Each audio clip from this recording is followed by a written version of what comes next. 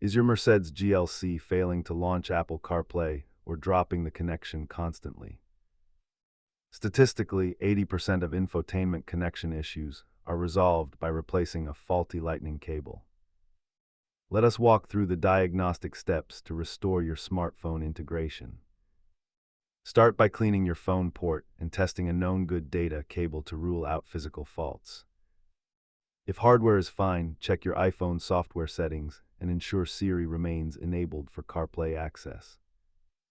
Performing a hard MBUX system reboot often clears temporary cache errors, preventing a successful handshake.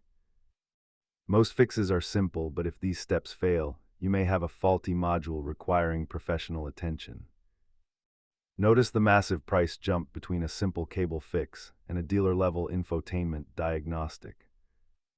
Double-check your screen time restrictions, as these can accidentally block CarPlay from initializing entirely. Keep a high-quality cable in your glove box to instantly verify if future issues are hardware-related.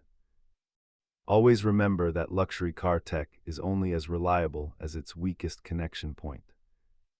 If these steps fixed your connection, let us know in the comments and subscribe for more troubleshooting guides.